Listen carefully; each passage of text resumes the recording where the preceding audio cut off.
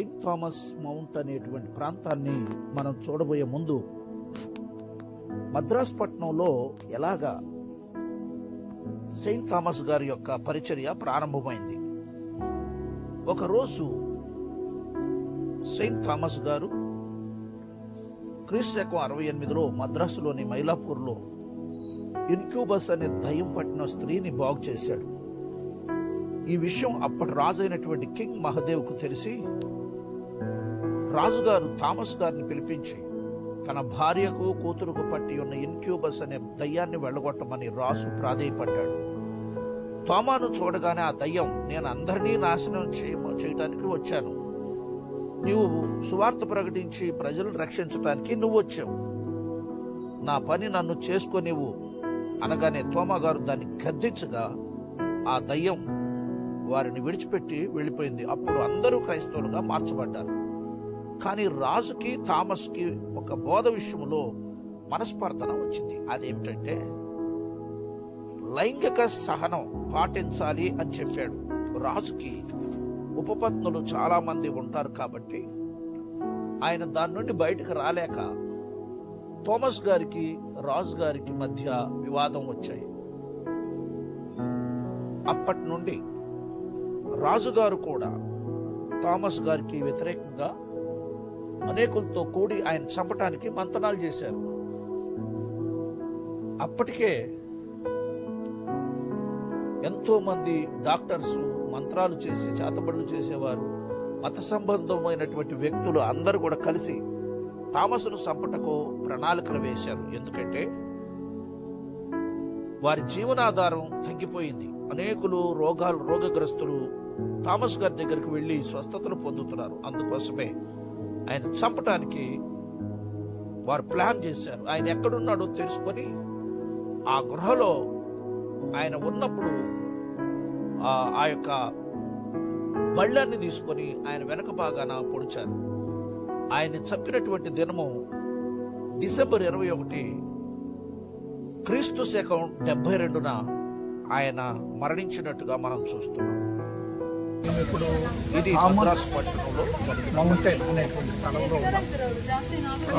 Thomas mount యొక్క ప్రాముఖ్యత ఏంటంటే యేసుక్రీస్తు ప్రభు శిష్యుల్లో 12 మంది శిష్యుల్లో ఒకరు థామస్.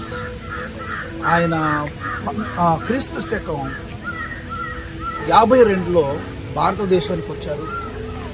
కేరళ రాష్ట్రంలో మొట్టమొదటిగా ఆయన పరిచర్య ప్రారంభించారు. ఆ పరిచర్యలో 4 బ్రాహ్మణ్ ఫ్యామిలీస్ ప్రభువుని నమ్ముకోవటం జరిగింది.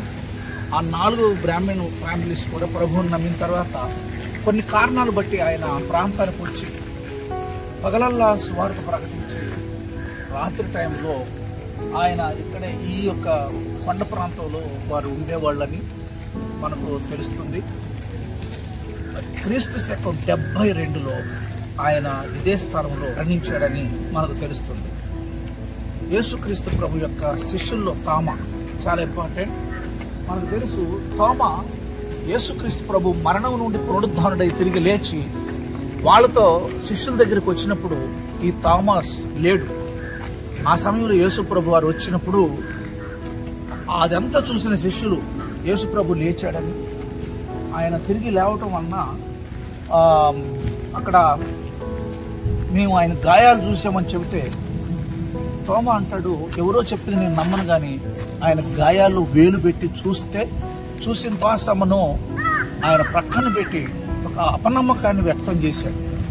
యేసుప్రభు లేచిన 8 రోజుల తర్వాత ఆయన మరలా 8 రోజుల తర్వాత ఆయన వచ్చి యేసుప్రభు తోమా కోసమే వచ్చి ప్రత్యక్షత ఆయన వాళ్ళకి ఇస్తాడు. అంటే తోమా ఎంత ఇంపార్టెంటో చూడండి.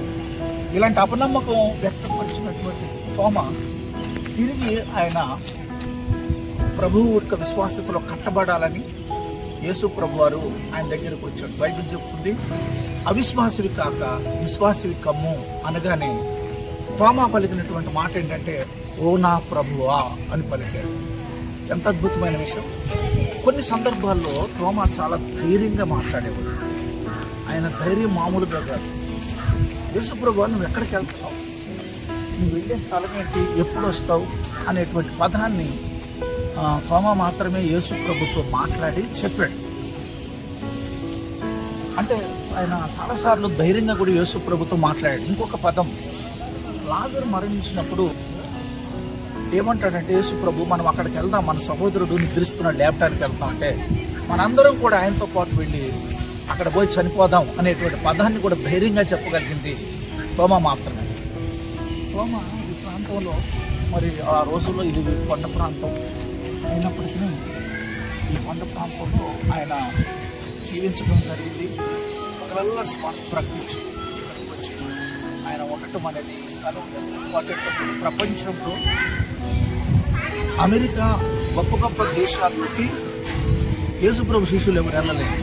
కానీ భారతదేశానికి తన డిసైబుల్ 12 మందిలో ముఖ్యుడైనటువంటి తోమా ఈ ప్రాంతానికి రావడం అనేది మరొకసారి గుర్తు చేస్తారు.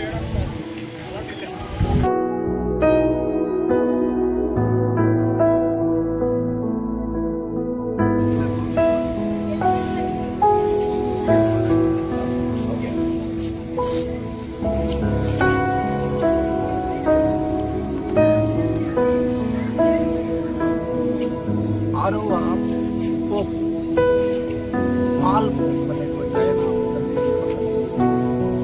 అలాగే కేసర్ యొక్క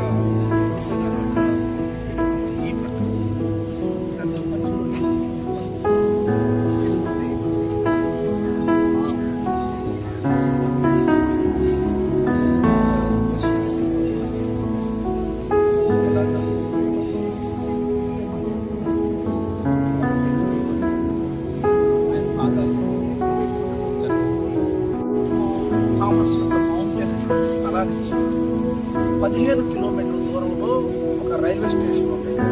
అంతేకాకుండా అంతర్జాతీయ ఇంటర్నేషనల్ ఎయిర్పోర్ట్ కూడా చాలా సమీపంలో ఈ స్థలం ఇక్కడ నుండి చూస్తే చాలా అద్భుతంగా మనకు చెన్నై పట్టణంలో ముఖ్యమైనటువంటి ప్లేసెస్ అన్ని కూడా మనకు చక్కగా కనపడుతూ ఉంటాయి. ఒక పక్కన ఎయిర్పోర్ట్, మరొక పక్కన రైల్వే స్టేషన్. ఇక్కడ కనపడుతున్నటువంటి రైల్వే స్టేషన్ మెట్రో, ఇది మెట్రో రైల్వే స్టేషన్. ఇది చాలా ఇంపార్టెంట్ చెన్నై పట్టణానికి. చూడండి ఎంత సుందరమైనటువంటి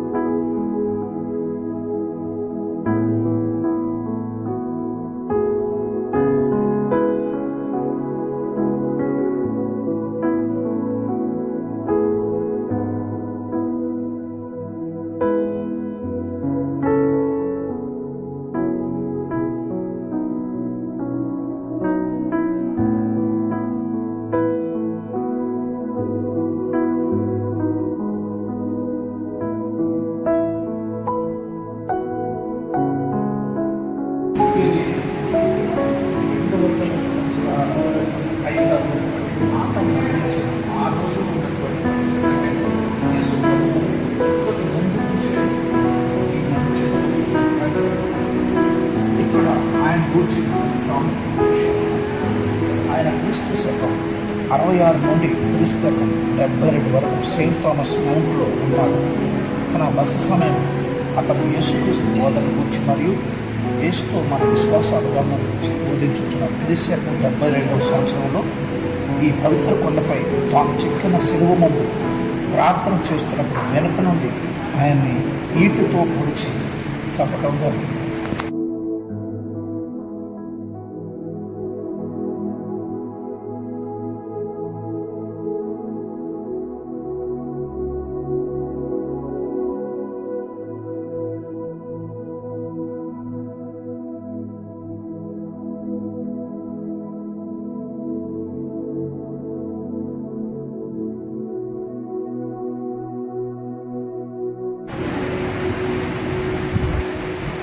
క్రీస్తు శకం 151 నుండి ఉనికిలో ఉన్న బలిపీఠం యొక్క వర్ణన సెయింట్ థామస్ యొక్క అంచులు అతని బలిదానం జరిగిన ప్రదేశంలో నిర్మించారు.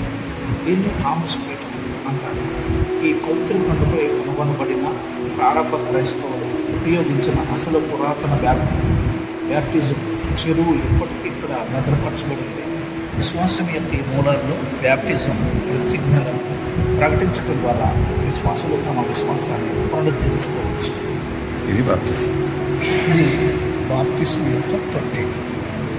ఈ దీనిలో ఎలాగైతే మనిషి బాప్తిసం తీసుకుంటారో దాని ఆ రోజుల్లో నమూనాగా మనకి ఇక్కడ ఉంచబడింది.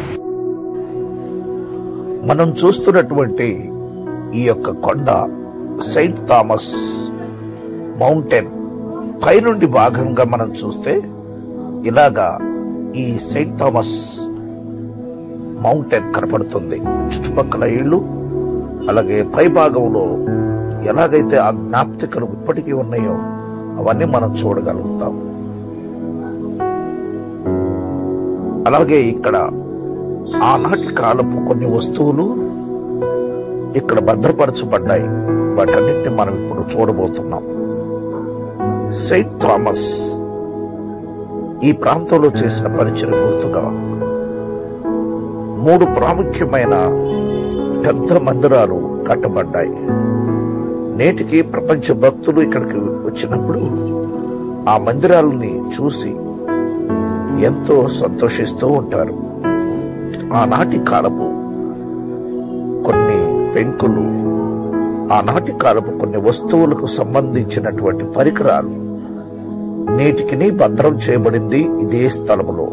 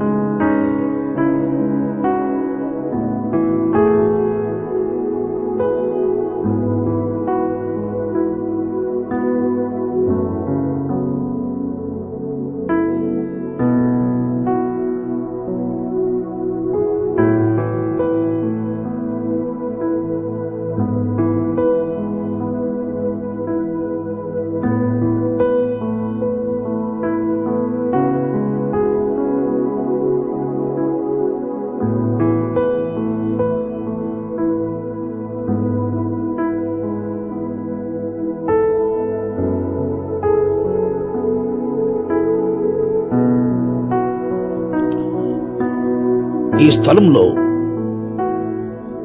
సెయింట్ థామస్ గారి యొక్క అనగా పరిశుద్ధుడైన తోమా యొక్క జ్ఞాప్తికలుగా అనేకమైన విగ్రహాలు ఇక్కడ మనం చూడబోతున్నాం.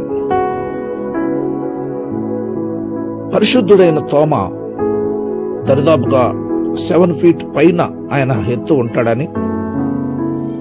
అపోస్తుల్లో ఎప్పుడైతే యేసుప్రభు యొక్క గాయాలను చూశాడో గొప్ప ప్రార్థనాపరుడుగా మారిపోయి ఆయన ప్రార్థించాడని, ఆయన ప్రార్థించినప్పుడు ఆయన చేతులు పెట్టుకునే రాయి సైతం అది గుర్తుగా అక్కడ మనకు ఇప్పటికీ కూడా నిలబడిపోయిందని మన కళ్ళతో మనం చూసాం. ఆయన చనిపోయినప్పుడు ఆయన దేహాన్ని ఎలా పండుకోబెట్టారో, వారందరూ ఎలాగా చుట్టూ ఉన్నారో ఆయన అనుచరులు, ఈ యొక్క విగ్రహం మనకు స్పష్టంగా కనపరుస్తూ ఉంది. అంత మాత్రమే కాదు, ఈ యొక్క విగ్రహాన్ని మనం చూసినప్పుడు ఆయన పట్ల ప్రజలకు ఉన్నటువంటి ప్రేమ కూడా సామాన్యం కాదు. అనేకులు దురాత్మ చేత విడిపించబడి తోమా గారిని వెంబడించిన వ్యక్తులుగా మనం చూస్తూ ఉన్నాం. అనేకుల్ని ఆయన సంపాదించుకున్నాడు. అలాగే మనం ఇప్పుడు చూడబోతున్న ఈ స్థలములో తోమాని ఎలాగైతే దుండగులు చంపారో అది మన కళ్ళకు కట్టినట్టుగా ఈ విగ్రహాన్ని చూడగలం. ఆయన ప్రార్థించుకుంటున్న సమయంలో వెనుగ్గా వచ్చి ఆ బళ్ళెంతో పొడిచారు. కానీ తోమా గారు ఏ మాత్రం కూడా ప్రభు శిలువను విడిచిపెట్టక ఆ శిలువను పట్టుకొని అలాగే ప్రాకులాడినట్టుగా మనం చూస్తూ ఉన్నాం. ఎంత దుర్మార్గంగా తోమా గారిని చంపారో చూడండి.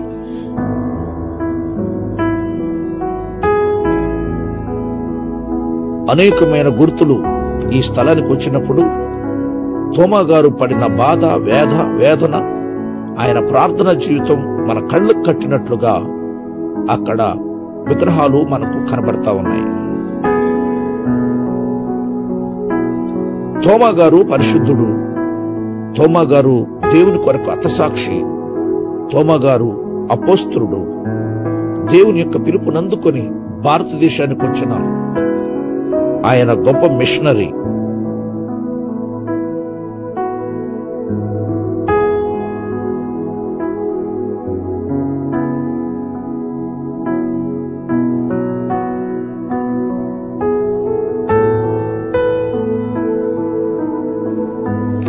ఈ మందిరం యొక్క విశిష్టత ఏమనగా, అదుగో ఎదురుగా కనబడుతున్నటువంటి ఆ నల్లటి రాయిల మీద తోమా గారు తన స్వహస్తాలతో సిలువను చెక్కినని భక్తుల యొక్క విశ్వాసం.